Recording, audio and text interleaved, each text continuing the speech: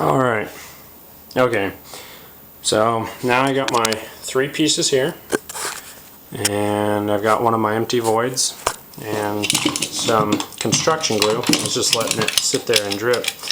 I've been using the bigger bottles, the contractor's bottles of construction glue. It's a lot more economical, friendly on your wallet, but I ran out of that, and I've got a few of these tubes left over, so I'm just going to be using this. It's not pretty. What I do isn't necessarily pretty. I just slap some glue on there. It's not really a big deal. I probably would be scolded by someone who knows what they're doing, but I'm not smart enough to know what I'm doing. So I just put some construction glue.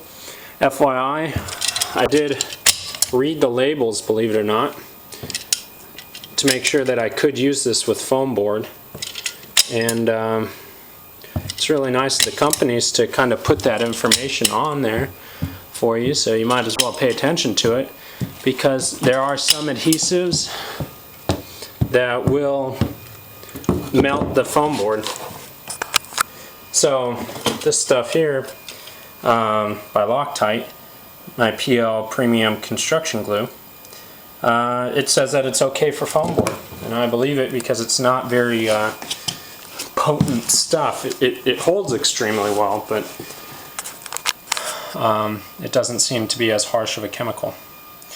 So we got the construction glue down, and I just kind of slap some down there. It's not a big deal.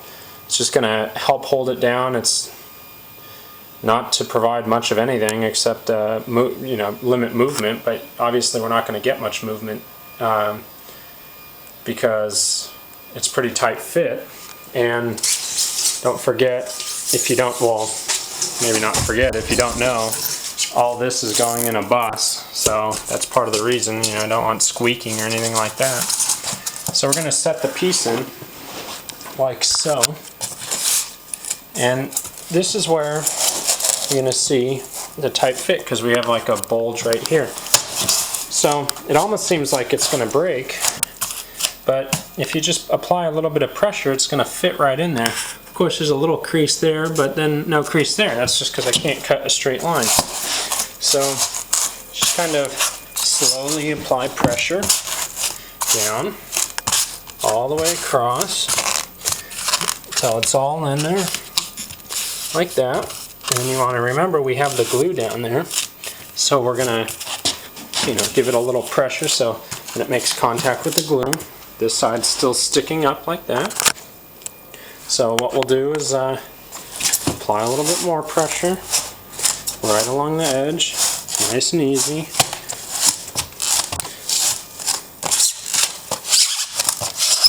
Nothing extreme, just nice, even, steady pressure.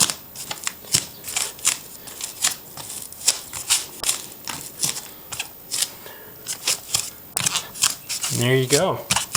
You have a nice tight fit for that piece of foam insulation, the foam board. So that's the way I've been doing it, and that's the way I'm going to keep doing it.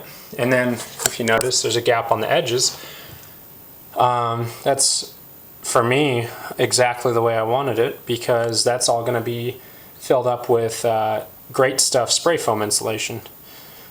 And that'll make it a very tight, air-sealed layer of insulation. So you can see I like the way it looks. It's a lot cleaner than it was before. Let me tell you, this has been a huge project, and it's been messy. But it's looking pretty clean now, even with all the little crumbs left over from scoring and cutting these pieces. But it's looking good, and I hope that helps you. It's really simple to do. I would encourage anybody thinking about using rigid foam to go out and do it. It's pretty straightforward. This is 1.5 inch stuff, so it's on the thicker end. They make extremely thick stuff, mostly for like under sidewalks and whatnot. But I've seen it up to 2 inches, at Lowe's or Home Depot. This is 1.5 inches. So pretty straightforward. I hope it helps. All right, good luck with your own projects.